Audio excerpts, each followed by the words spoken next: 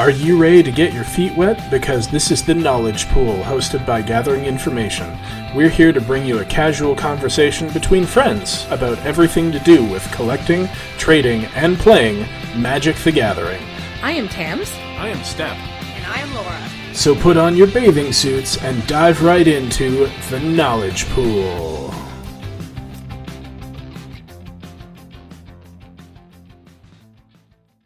Hello, everybody, and welcome to the Knowledge Pool, episode 11. Are you sure it's episode 11? Yes, I'm sure. I checked before we started for the second time. Yes. Hi. So we are here to talk about about Magic the Gathering. And knowledge. About knowledge? I have no knowledge. Knowledge the knowledging? Yeah. We're very philosophical I'm gonna have some here. tea now. Yeah. That's right. All right. So, So hey guys, how's your going? week been? my week's been alright. The weather has shaped up a little bit from the massive rainfall and floods Monsoon? Yeah. that have happened. Not necessarily in our area. We got the rain. We didn't really get the flooding. No, but thankfully. they were watching for flooding. Yeah, and And- I know people who have water up to their porch on their cabins and stuff, so. Eek. Yeah. But during all that time, yawn. During all that time, we were playing Magic. There might have been some Magic playing. Perhaps. I don't remember if we did any Magic during the week, but definitely starting Friday there was Magic. Was there? Mm-hmm. Well, you weren't at F&M. I was not at No. F&M on Friday. We went to F&M. I had family stuff. Mm-hmm. Right. So what did you draft? You don't remember that far I back. don't really remember. I know it was blue something. Wasn't it blue-black cycling control? Yeah, it probably was. That makes Or sense. was that what you drafted on Saturday? It can be both. Yeah. No, It could be I both. believe that's what you did on Friday. You told me all about it. Yeah, I'm pretty sure that's what it was. I had a lot of fun. I played people that I really enjoyed playing. And yeah. Since she's now been converted to the Cult of Blue. Oh my gosh. Yes, everybody was questioning that. What are you doing? I'm like, but it's because flyers come in blue. And It's so all the other stuff, you might as well use it. Plus, there's a lot of cycling in blue. Oh, cycling. I have yes. pictures of my decks on my phone. I should be able to find them. Quick enough? Maybe not. Do you remember what you drafted on Friday? On Friday? Clifford? On Friday, I went red-black because I found the pictures. But, Steph, that sounds so unlike you. Lately, yes, but I had a choice in my opening pack of basically Stir the Sands because I love that card, and then pack 2.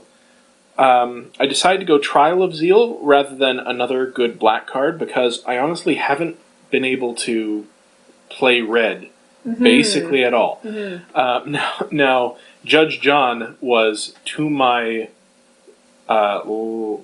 left, also in red-black. Oh, that's a problem Because for you of in pack these- 2. Except it wasn't, because the packs were so heavy in one color or the other that while we were cutting each other, we weren't really feeling it. Yeah, I've noticed that too about some of the packs. Sometimes it'll just be like 5 or 6 actually playable cards in one color. Yeah. And Yeah, then, it's like, really hard to read. we drafted on Saturday as well, and one of the packs that was going around had like 6 legit, actually quite good playable cards in blue. Yeah. And there were 3 blue players at the table, I think, and it still cycled around with.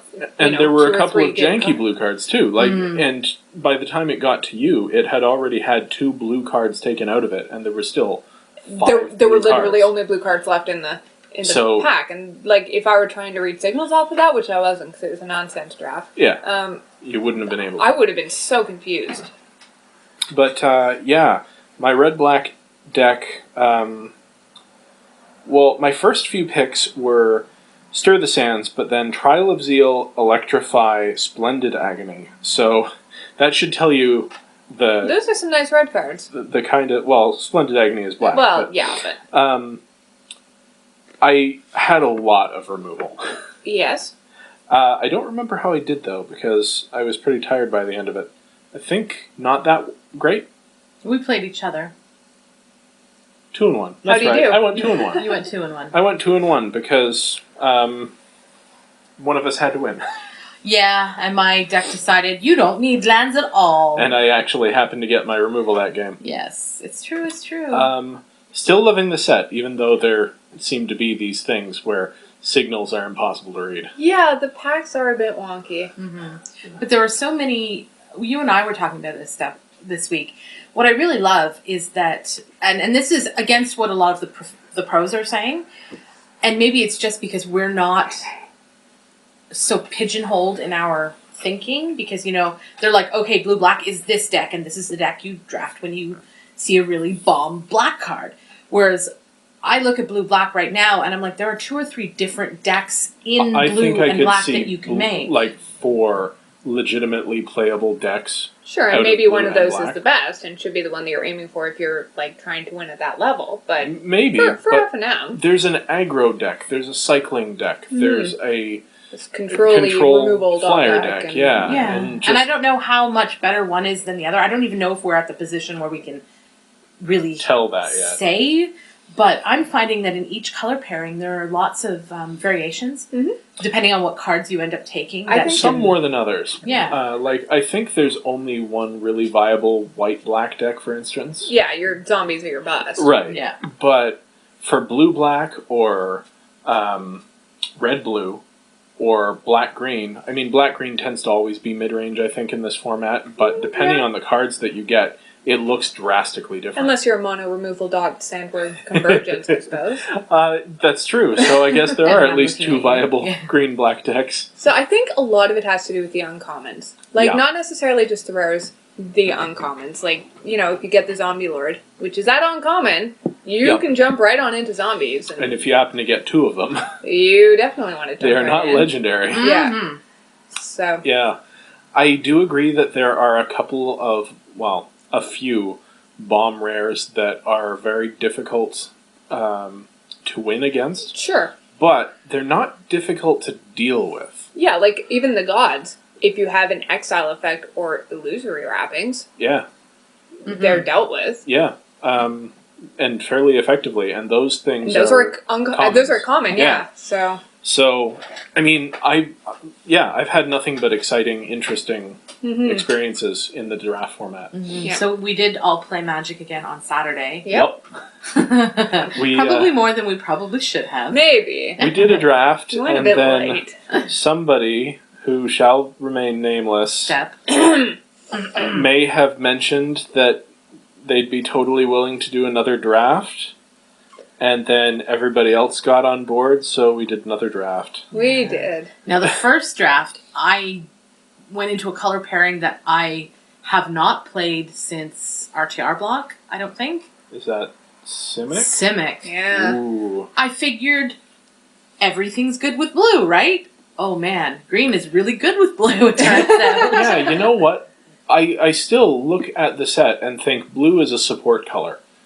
But blue is very powerful, and the fact that it is a support means that everything is good with it. Yeah, so the thing, though, for Tams is that she was 2 away from someone who was drafting Simic, and she was directly next to someone who's drafting green. Yeah. And I still didn't have trouble getting really good playables for the deck. So that just tells you what the packs are like. I guess it just means that every color is very deep in this format. Well, green especially. Green is very good in the set. Oh, it's fun. But they were kind of doing different things. Yeah, absolutely. So what was your Simic deck trying to do? I don't remember. I was so tired and out of it. It was a really good deck, though. Well, my first draft on Saturday, I had the most exciting deck I think I've had in paper. Oh yeah, what did you have, Step? I had, now I'm trying to remember, the Archfiend of Ifnir. And I think 12 or 13 things that cycled. Oh, quite a few, yeah. And multiple ways to bring them back out of the graveyard. Yeah, Wander in Death is an awesome card. Especially if you have a lot of creatures with cycling. So the one match that I lost was to my opponent across the table. Yes. And that's specifically because she managed to kill my Archfiend at least twice in each game. That's not fair. Because I saw him in each game. The second game, I didn't kill him twice. I just exiled him. Oh, you exiled him the first time. I magma sprayed and then I cycled the Splendid, or the deals 2 damage when it's cycled for That 4 seems red. fairly efficient. Yeah. So I drew a card. So I had 1-for-1 him with this demon. So yeah, good. I had the Archfiend, I had multiple Cartouches, I had multiple Naga Oracles, I had a Shimmer Scale Drake in case I didn't get there on the Archfiend. I had Rags to Riches, which was also amazing, and I had a what's the thing that you can pluck a creature, Lake Lame. Mm-hmm. And all of those cards are bonkers good. Plus, I mean, I had a River Serpent that I only ever cycled. I had a Floodwaters. I had 3 Horrors of the Broken Lands. So... Which cycle and benefit from cycling. Oh, and a Baleful Ummet and 2 Wander in Death. So, yeah, I had things to do. It was so good. Like I said, I lost to Laura because she managed to either... What was it? You killed it with the... you deemed it worthy several times. Yes, that's true. I did in the first game too, and then you brought... I was red-white. I had a lot of removal in red. And then you cycled Deem... Is it Deem worthy that you cycle? Yeah, And then Magma Sprayed. To exile which... Clever. Mm-hmm. Annoying. Look, I just didn't want you to get it back. That was the game too. I knew what you were doing with that deck. But yeah, that was so tasty. So for my draft for the first one, I went in a slightly different direction for me, which is just straight up Boros. Which is odd, because first of all, I think it was the first time in this set so far I've just gone straight 2 colors. And second of all, red-white is not my particular favorite pairing after having to play it for an entire league, and by the end of it being so sick of it.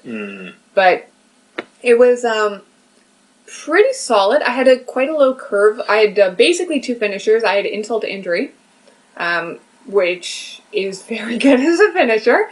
Yes. And then I also just had the +2/+0 to all attacking creatures. My entire plan was to go wide. I was running 2 Vocatcher's Monuments, which thankfully I did not draw both at the same time because they are legendary. And it just, worked out pretty well. I went 2-1 as well. I lost to the guy who eventually crushed everybody with a disgusting green-white Exert deck.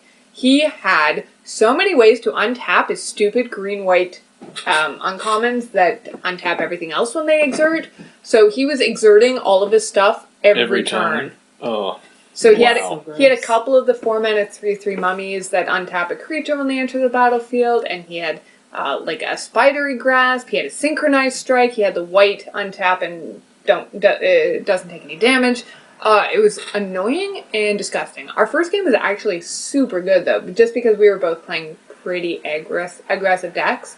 Game 2 though, I'm held to 4. Having seen 3 0-land hands. Ooh. So, there's that. But it was fun, yeah. I mean, it's still not my favorite. Aggro decks, especially ones that kind of are all in-ish, which is most of them. Unless they're running, of course, my favorite Cut to Ribbons, which is a great finisher in an aggressive deck. Yeah. But yeah, so Insult to Injury. Great card, who knew? So then we did, like we said, a second draft. A midnight draft. Was probably ill-conceived, but I'm really glad we did because I have more stories that come from this, but you don't remember anything about what you drafted, no? White something. White something. I know the first, my Simic deck was Flyers with a lot of removal and a lot of green support stuff, because I remember people saying, Tams is drafting Flyers again. I'm like, yes, but I'm in a color that I haven't used yet, so yeah, I don't remember. I was not feeling great that night, and I probably should have been at home in bed, but my head was swimming. I felt like a 4-year-old, so I don't remember a lot about that night, and I wasn't drinking, honest. And my deck was pretty unexciting. I ended up just going black-white. I did have some of the zombie synergies. I had the Lord, I had the Exile creature, which I used to good effect to exile my opponent's god several times. Yeah, it's another good way to deal with them. But yeah, it was fine. It was not an outstanding deck, but it was playable. So my deck for the second one. I'm just looking at it now, and I'm remembering how sweet it was. I didn't know what I was doing early on, except I knew I was going to shun black because I have played a lot of black in this format. So I early took white-green and just sort of started going in that direction. Mm-hmm. So I took, a greater sandworm and just sort of solid green-white things on crop champion, for example. And then pack 3, I opened what would be my win condition. Approach of the Second Sun. Oh, right. Yeah. And the Which, final of course, deck... if you cast it for the second time, just wins you the game. Yup. I did that several times. So the final deck had 3 fan bearers, a bunch of things that either had big toughness, like Those Who Serve, or that I could recast from the graveyard. I had the Edifice of Authority. I had Dusk to Dawn. And I was splashing Bounty of the Luxa and Final Reward, which was probably wrong, but they did help. I now remember that deck because we played in the final game of the night against each other. We did... I won a game, you won a game, and then I conceded the last game because it was like after midnight. Yeah. It was close to 1, I think. I think you were in black-white, weren't you? Quite possibly, yes. I was so exhausted that I was just like, I'm so sorry, I cannot play another game. Well, to be fair, the second game went pretty long. Yeah, it was a very long game. And I eventually win with Approach? No, you never won with Approach against me. Okay. No, it was battling it out with creatures. Right, yeah. Swung in for lethal. Can I just say, maybe the creature I'm surprised at how impressed I've been is Those Who Serve. The 2/4 for 3? I know. Right. I mean, you think, it's a vanilla creature, and it is a vanilla creature, but in this format, a 2/4 is amazing. Yeah, and we're used to seeing 2/4s at 4 mana. Yeah, and with like the Naga Oracle doing something. Yeah. And it helps that, first of all, it's a zombie. Mm-hmm. So it has that synergy. Absolutely. But then if you put it in a blue-white deck, which I have done a few times, and you get the cartouche, you suddenly lift this 3/5 flyer. Yeah. It's like, dang, this thing is real. Yeah, like even just putting the green cartouche on it, like a 3/5 fight, really well. Yeah. That is true. Yeah, that'll kill a lot. Mm-hmm. But like you said, the blue cartouche, that's a 5 mana play that 2 cards makes gets you a card back from the cartouche. That's true. A creature that's worth 5 mana. Oh, like a 3/5 flyer for 5 seems real good. Like plus a card. We've seen 1/5 flyers for 4 and 5. Yeah. And I also had a Watchful Naga in the deck to draw me cards and a Colossopede. So how many times did you win with Approach of the Second Sun? I don't remember. 3, 4, 4. I think 4. But it was great because in the first game, I cast it the first time after I thought I was dead. I thought I was just dead. And then suddenly we had a clock. And I was racing against my opponent, who was Sean. And it was really exciting because can he kill me in 7 turns that turned into 4 turns because I then cast Bounty of the Luxa and, started drawing extra cards. And it's really exciting. So I am definitely going to take that in a draft if I see it early and build around. Yeah, a lot of people have been very impressed by how solid it is just because as long as you build, like, any sort of late-gamey deck, it will literally just win you the game. That is the whole point of the card. I loved it when I saw it, and I thought, this is going to be bad, because these cards are always bad. Yeah. And then I heard the limited resources guys say that it was fantastic and amazing, and I'm like, what have they been drinking? Because they never say that about weird, janky, build-around kind of things. Like alternate win condition cards. Yeah, and no, it turns out that it's just fantastically solid. The fact that you just have to cast it twice. Yeah. Now, the first one can get countered and then you're out of luck. But if you cast the first one and put it back, 7 from the top.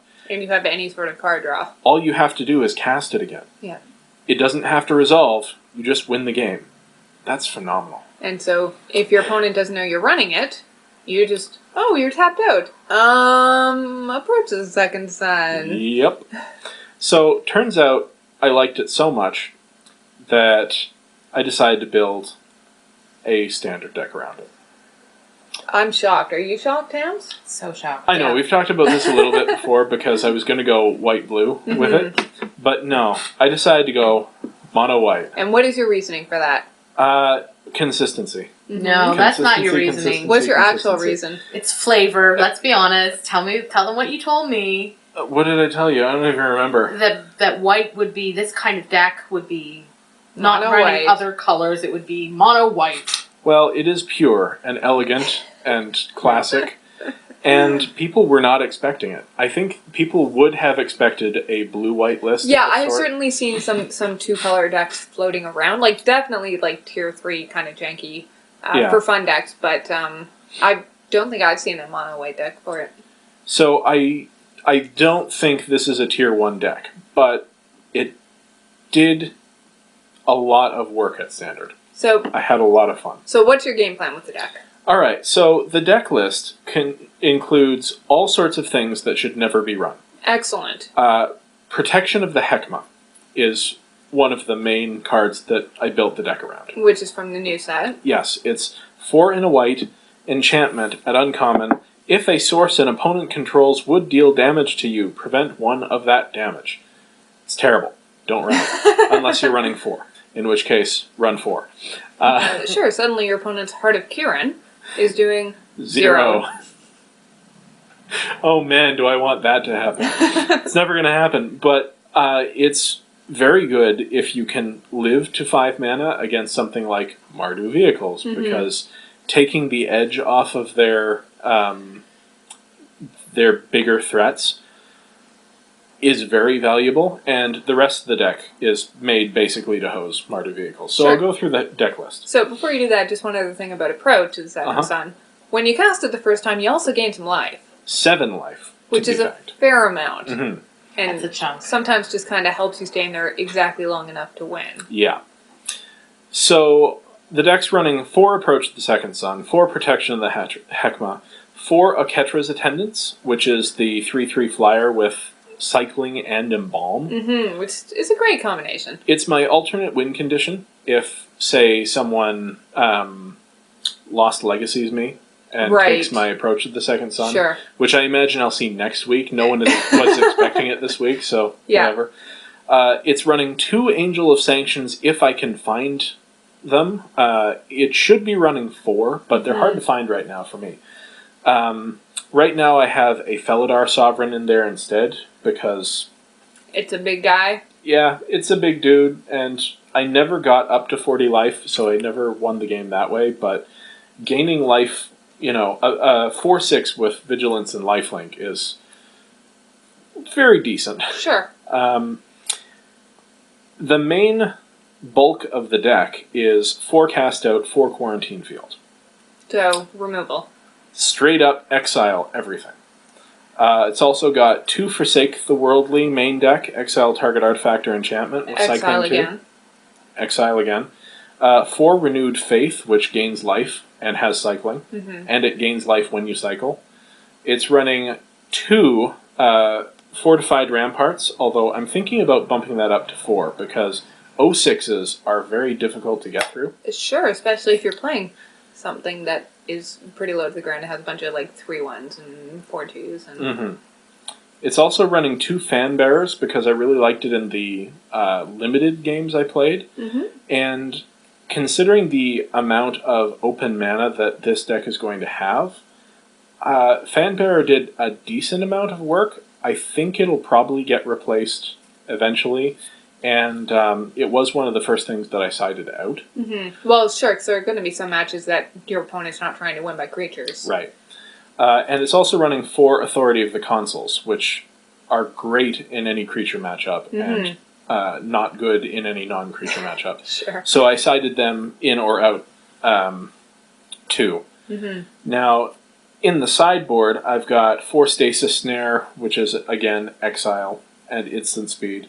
2 Fragmentize, 2 Dusk Till Dawn, 2 Fumigate, which I think I'm going to move into the main board because it is better than I thought. Yeah, it's very good. The life gain, again, is just quite relevant. A second Felidar Sovereign, which, again, is going to be an Angel of Sanctions as soon as I can get them. Gideon's Intervention, which I thought might be useful, but I never actually sided it in. When would you have sided it in?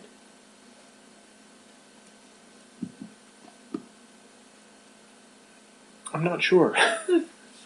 Against, I think I was still thinking of Saheeli combo. Ah, sure. Which it probably would have been. Yeah, you just named Felidar Guardian.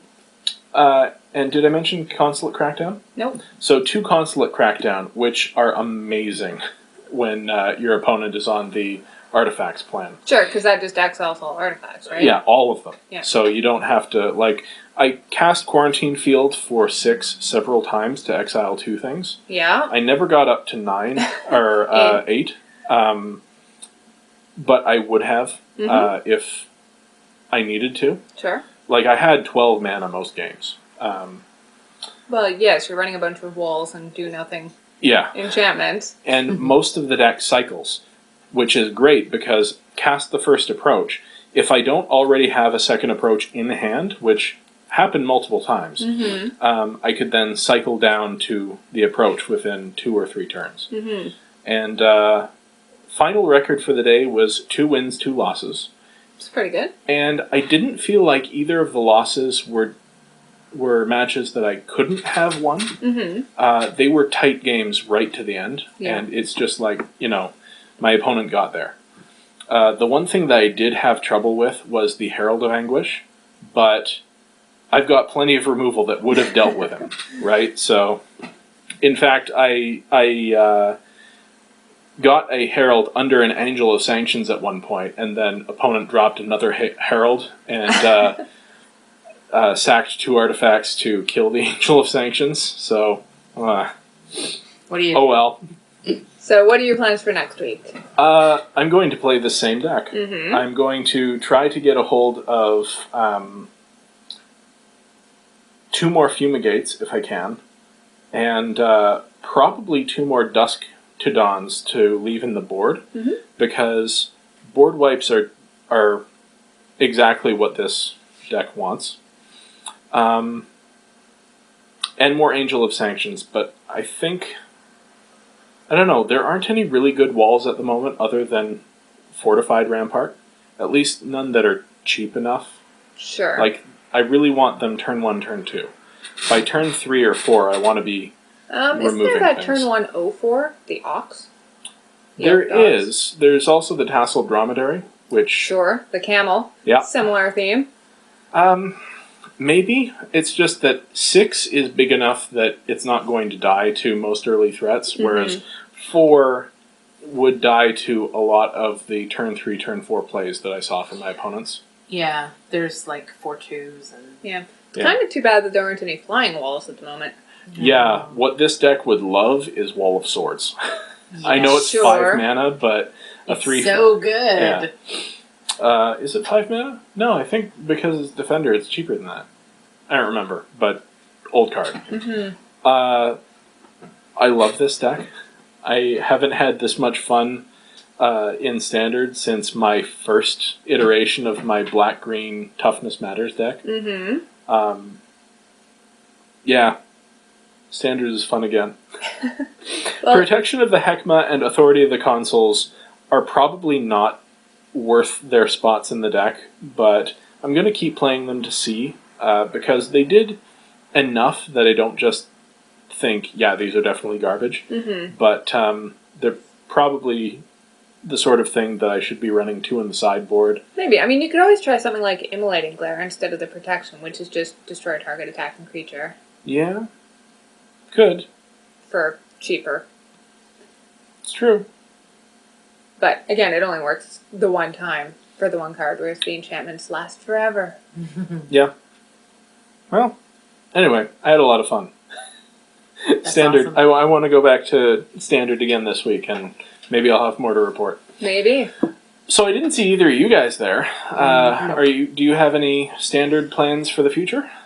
I do. I had some family stuff this weekend, but I saw my Magic hero Saffron Olive playing a blue-green ramp deck.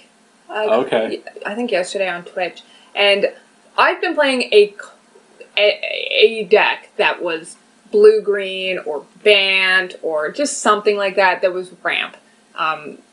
Basically, since I started playing Magic and Heroic went out. So I have literally all of the cards except for a couple of the new ones for Mom and Cat. So I'm thinking about taking that one for a swim. It's got some nice finishers in Ulamog, of which I fortunately already have 2. Nice. From just opening them. And it's got like Crush of Tentacles, and it's got... Ooh, I forgot about that card. It's got my favorite standard card ever, Part of Water Veils, of course. and just a bunch of green ramp, Nissus Renewals, which I have, many of because I ran them in my, band ramp, Part of the Water Veils deck and stuff like that. So essentially this deck is like Laura in standard. Okay. So I'm thinking about taking it out for a swim on Sunday. Well, I can tell you that our shop's meta is mostly mid-range. Mm-hmm. I didn't see a single Mardu vehicles list. Although, to be fair, you'll probably see them on Games Day. Yeah, that's right. There seemed to be a wide array of different things, though, and that's kind of what I like. Mm-hmm. Because playing the same match all day is just kind of boring. Oh, for sure. What about you, Tams? I know you've been thinking about brewing. I have a concept for a mono green deck. Unfortunately, it's going to take a long time before we can do it because we can't afford the cards that I want in it. You want Ronus. I do. I want. Well, we have one. We need a second. Which. Yeah, I guess running 4 of a legendary. I just don't think it's worth it. You can do 3. Yeah. Maybe, yeah. But 4 is usually But he's overkill. expensive, so I would be happy with 2. And I have one. So yeah, I have a concept. I have an idea. I'm going to... You just need to open an invocation one in your league pool. Yeah, maybe we can draft one. That would be amazing. So yeah, I have an idea. I will futz and fiddle with and see. It is me and it's not me at the same time. So it's probably more like me. Probably, but I just think it's going to be super fun. Mm-hmm. So, all right, we'll see what happens. Now, we didn't start with any sort of news this week, which we normally do. We just jumped into our own stuff. So that's true. Was there news from the world of Magic? Yeah, there's some. I mean, not too much that's relevant specifically to us. One thing about Commander, we did mention in the previous podcast that Wizards had announced the dual Commander ban list for online play. They actually announced it for all forms of Commander on Magic Online. But then a lot of people who play Commander regularly were very upset by the fact that multiplayer Commander is quite different from 1v1 Commander, and the ban lists, I mean, in paper, they're very different simply to reflect that, because some effects are much more powerful when they can target multiple people, and conversely, some effects are much more powerful when it is just 1v1, like mana ramp and stuff like that. So Wizards then backtracked and said, okay, we will in fact just have 2 separate ban lists. But just because of the way they handled it, a lot of people are confused as to what their end goal was. Like, it was... I think their end goal was probably simplicity. Well, yeah, but if you play Commander at all, you're going to realize that 1v1 is quite a different meta to multiplayer, right? And, presumably Wizards does have people who play Commander. But, I mean, there's been some speculation that they kind of want to bring all of it in-house. Just because, 2014 they came out with these Commanders, and then within a few months they had all been banned in paper, or 4 of the 5 had been banned in paper just because they were so strong. But Wizards does not control the paper ban list, right? So, anyways, it was a kerfuffle, we'll call it, on the internet. It's a good word. And the way it is now, everybody seems happy but very confused.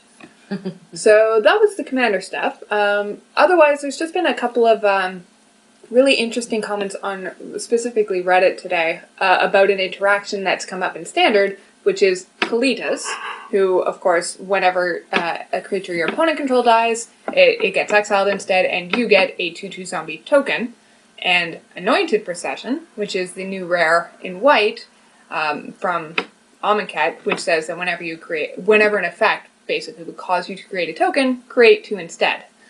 Now, the complication arises in the fact that, let's say I have a Kalitas, and I have an Anointed Procession, and you have a creature. Sure. So I fatal push your creature. But I like my creature. Well, I don't care. I'm in black. Okay. So I fatal push your creature. That is an effect. It causes your creature to die.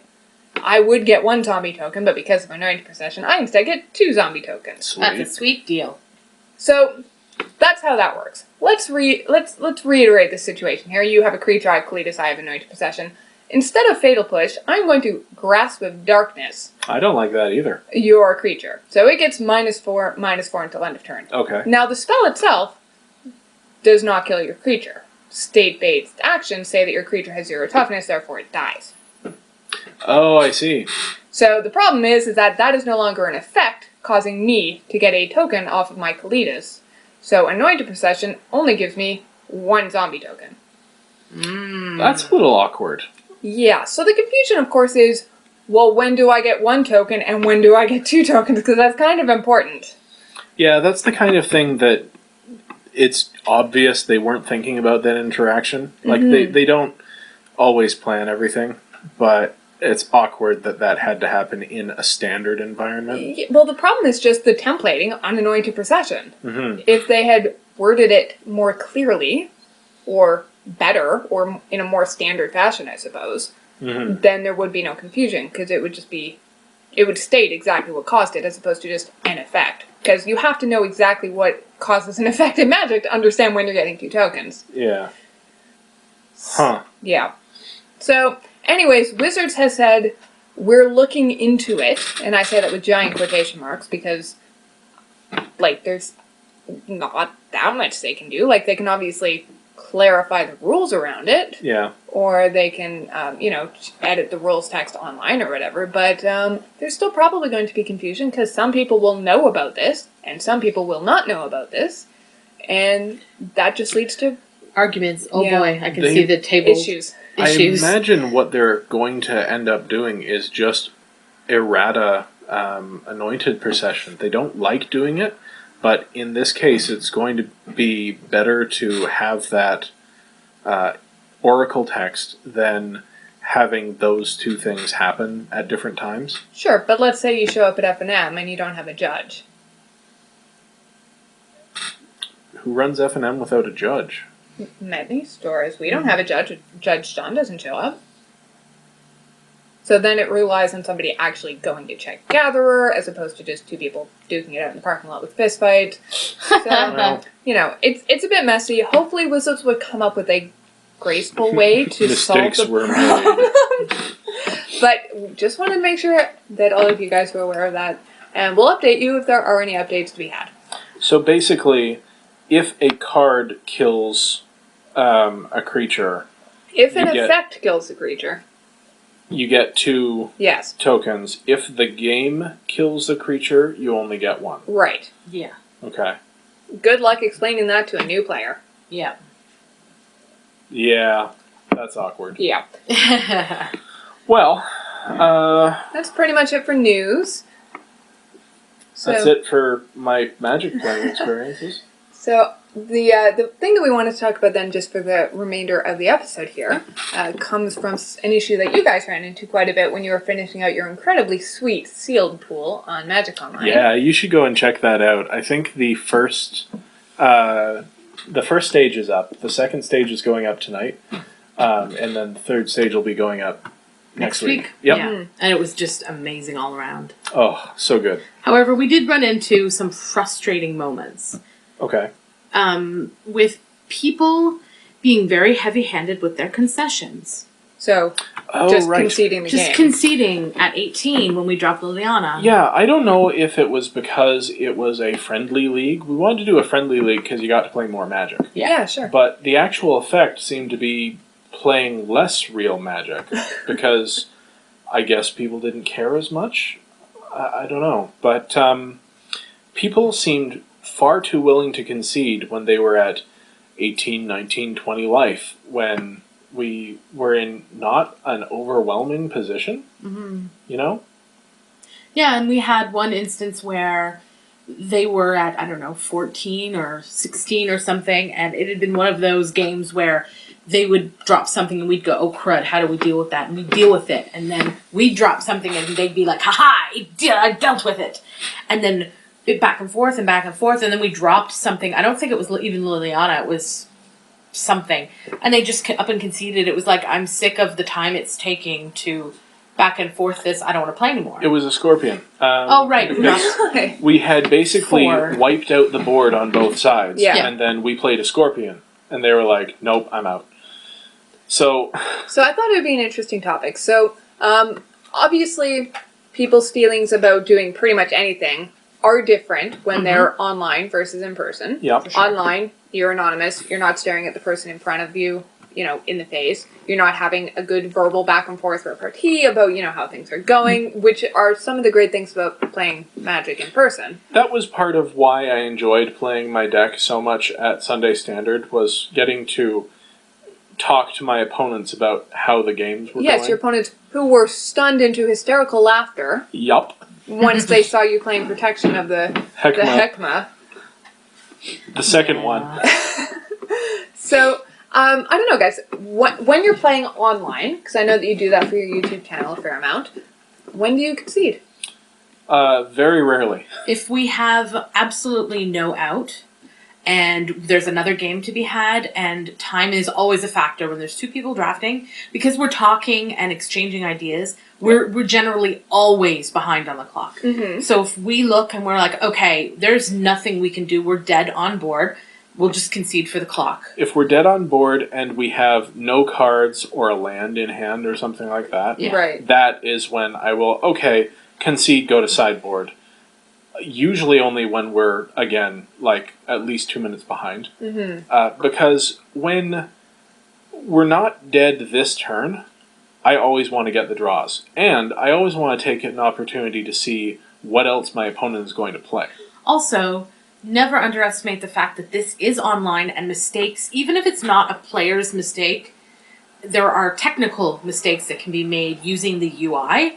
Yes, so your opponent could stick through their combat phase when they're about to win the game next turn, or something like that. Like we have done, yeah. So these That things may have happened. do happen. So by not conceding, you give yourself the opportunity to benefit from those kinds Right, you're of playing things. to the alternate out. Yeah, and also never underestimate the fact that they can also be like, uh-oh, they should just be conceding here, and they're not. What do they have? Uh-oh. And people they might make hold mistakes. something back and Yep. give you an extra draw step. Yeah, exactly. Okay, so let's say you're playing Cube or something. How do you feel about scooping to a demonstrated combo?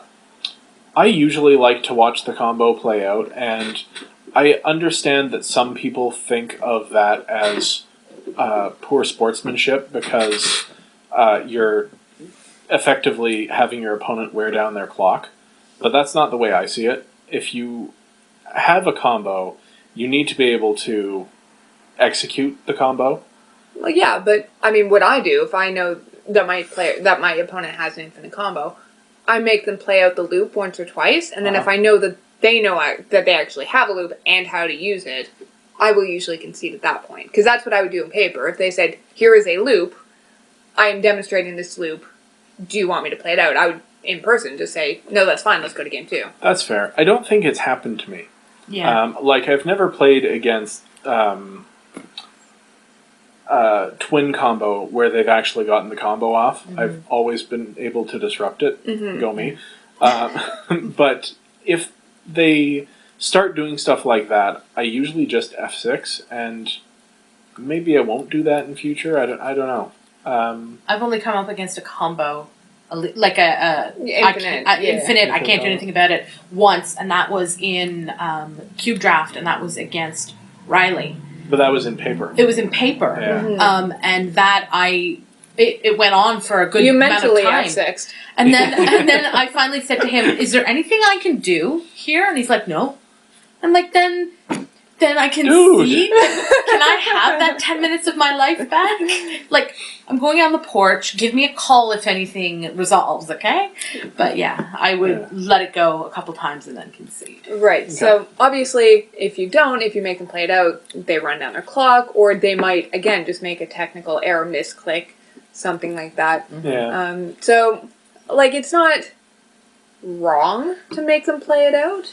No, but it's a question of sportsmanship, and I get that. Plus, I mean, I don't know. If I know that my opponent has the combo and they know how to use it, I don't want to waste my time watching them do it a million times to win the game. Fair enough.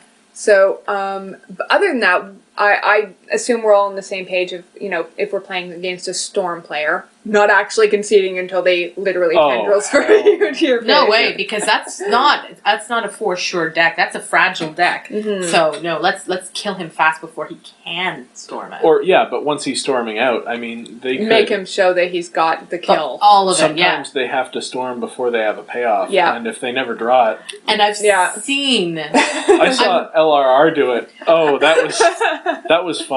I've watched in paper again, same player against him doing his thing and doing his thing and doing his thing, and then getting to the end and going, oh, never mind. I guess you win because I got nothing. Yeah, no more draw cards. Yeah. So yeah. All right. So how do your opinions differ if it's in paper? Like personally, I will concede, even if I'm not dead on board. If we're like half an hour in, I'm confident I have a chance at winning game 2, and I'm confident I'm not going to win game 1. Yep. So basically, to time again. I did this in the pre-release that I ended up winning for Amonkhet against my opponent because game 1 took more than half an hour, and You could board into a faster deck. No, the problem was just that we had gotten into a massive stall, and he was just slowly whittling me down. So you saw the writing on the wall. Yeah, there might have been some perfect magical Christmas land, as we call it, draw that maybe could have gotten me out of it, but the odds of that happening were like pretty much zero. And I knew I could win against that deck if I got out to a faster start, or if I had a slightly different draw, or a bit more removal, or something like that. And I did end up winning game 2, and that was the draw I had when I went 3-0-1. It was my very first round. So I will do with that if I'm confident I can win the second game, and I'm confident that I'm not going to win game 1, but that it's going to drag on until actually time is called. I basically never concede in paper. I mean, I'll say, yep, you got it, if my opponent is swinging in, or if we're both doing the math, standing there if it's my turn and I have whatever I have, and he's like, this is 10 on board, and I'm like, look at my hand, yep, you got it. That's technically a concession, but it would have been just game lost next turn. So if you're dead on board, and both you and your opponent realize it, basically, verbally. Yeah. Because, again, my opponent might not realize, right? And or they might give me 3 more rounds to draw They might think cards. you have something and not attack with everything. In massive board stalls, that's where I kind of get pumped and think, okay, what else is in my deck that I can turn to my advantage? Because, again, I'm a mid-range player, so usually mid-range is real good in board stalls. Sure. If I've got something to deal with a controlled X bomb, then mid-range all the way, right? But concession, I'm more likely to concede online to the clock rather than in person to the clock? Yeah. I have confidence in my ability to play out a game in under 5 minutes if I have to. Well, I mean, that only works if your opponent's cooperating. Yeah, and that's true. There are some fairly slow players at the shop, and I would consider going to game 2 or game 3 if that was the case. And I have to say, my first round opponent, who I eventually drew to, he played honestly and as a good sport in that he did not. He just, when we got to our second game, he did not try and slow down. He did not play for the draw. He played an actual honest game of Magic. That's good. And that's how I won, basically. I don't think there's anyone at the shop that actually slow plays for time. I don't think there so are either. Just a few people who are very methodical thinkers. They're very thorough. They want to make sure they know analyzing. exactly what they're doing and not they're confident ahead. in their abilities, even though they're fairly good players, or they're new and trying to think through all the possibilities, or things like that. I'm okay with people taking a little longer. but I haven't had anyone actually slow play against me in person. Yeah, same. That I've noticed anyway. Yeah. Online is a completely different story. Oh, yes. For me, I tend to concede differently depending if it's a casual game I had noticed that. or if it is an in-the-store game. I'm highly competitive, and I am weak to highly grindy games when I am not playing a deck that is grindy. That fares well against Now, in Almaquette, it's been a totally different thing. Riley and I played our first game 40 minutes. And that's because my deck was just as grindy as his was. So, Sure. But sometimes, or when you just have that, there's nothing you can do. Like, I've played a couple of games against you where there was just nothing my deck will do against that, and it's really frustrating. So in a casual game, I'll concede. In the instances that I'm actually playing an aggro deck, that's when I will have conceded, because I know that I've got nothing but 1 or 2 drops left in the deck, and there's absolutely nothing I can do here. Well, I don't know. I had this one game in the Oath of the Gatewatch League where I was running Boros aggro, and my opponent was playing the black-white ally life gain deck, and he had gotten enough on the board that there's literally nothing I can do, except I was running main board 2 of the deal 4 damage to a player, so at instant speed. So my opponent was at 2. Yeah. But that's an out that you have. Well, except the thing is, he had the allies on board that gained life when you rallied them. And it was my turn. And I drew that card, and I was like, if I use this, he's just going to tap them in response and gain enough life that he survives. And then I literally have nothing that I can do, because this was my second copy that I had drawn into. I knew there weren't any more left in the deck. Right. So I just attacked in what appeared to be a reckless last-ditch attempt. Maybe I had a combat trick, and I just was going to get through 3 points of trample damage or whatever, and then concede.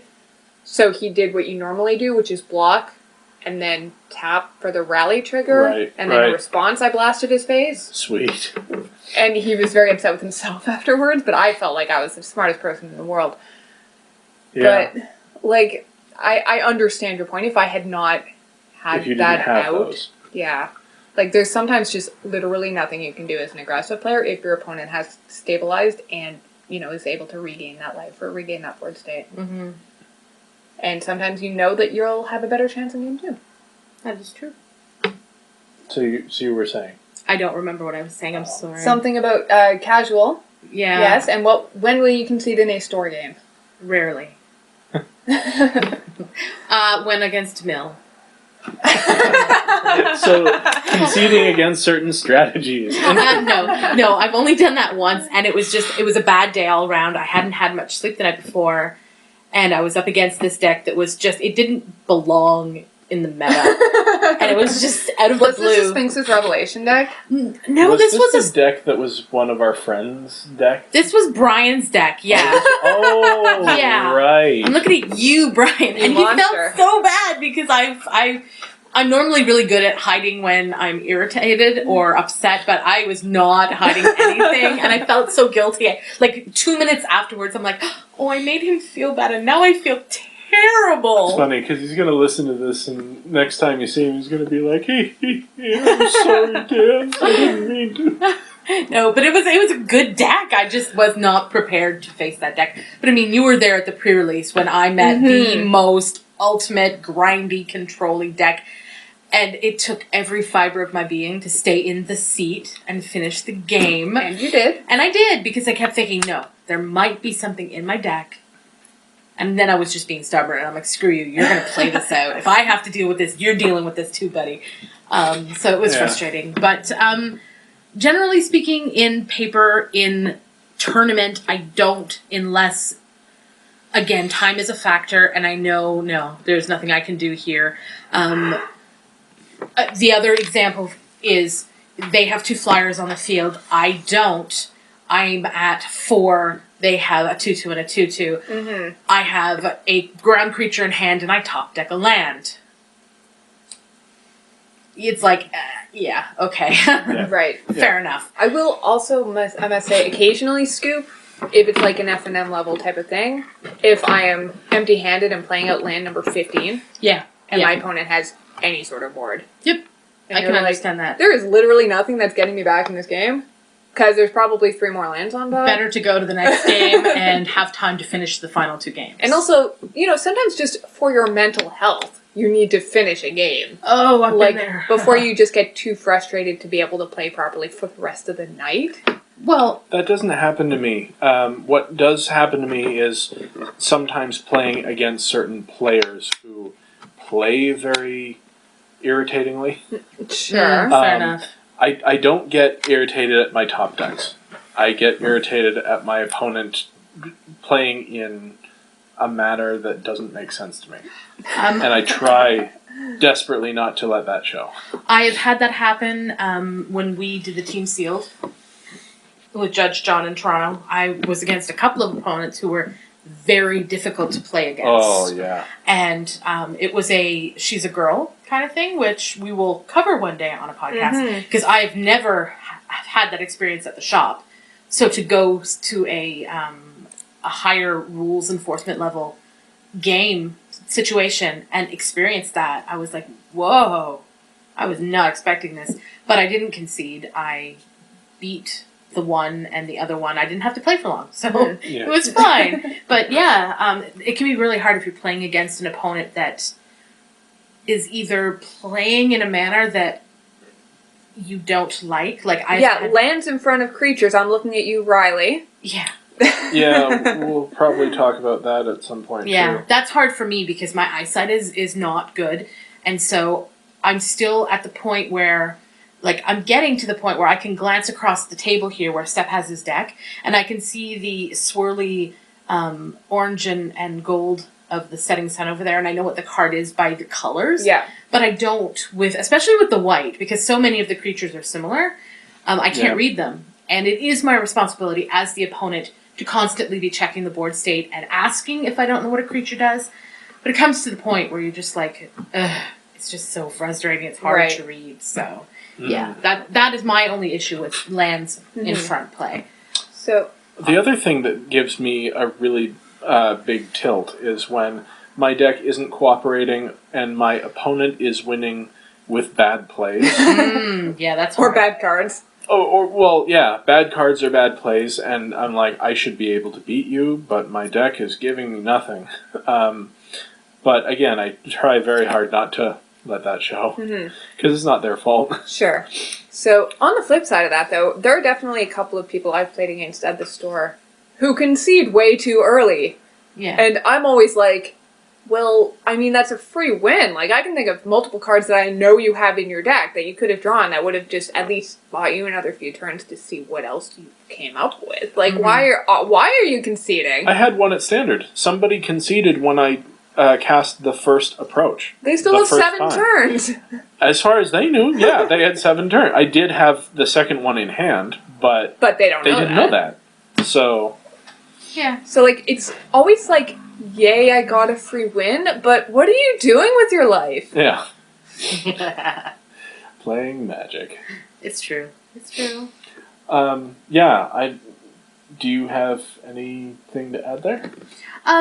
I guess along the same lines as playing against people, there are times when you've played against a particular player multiple times and they always crush you. Mm-hmm.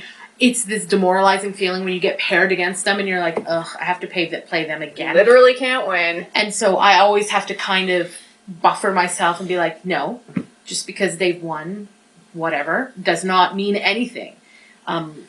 It's really easy to take something like you're not getting your lands and make it into I'm a terrible player and I don't deserve to play against them.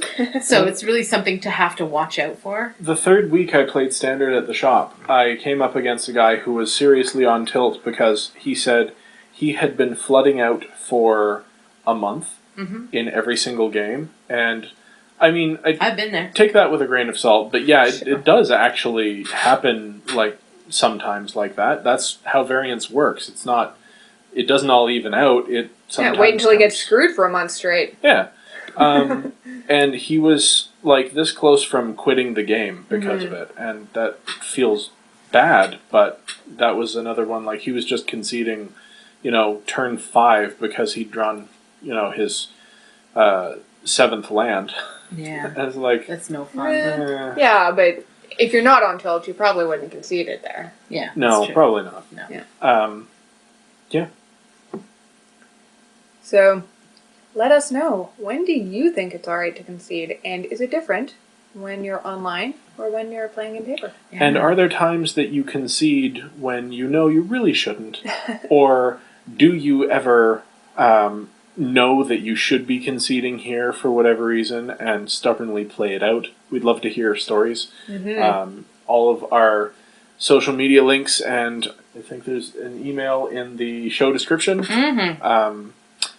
That's it for us for this week. Yeah. Thanks for joining us. We'll be back next week with some league reports. Absolutely. Ooh, yeah, Sealed is this weekend, so that will be Mm. fun. So thanks for listening. Bye. Bye.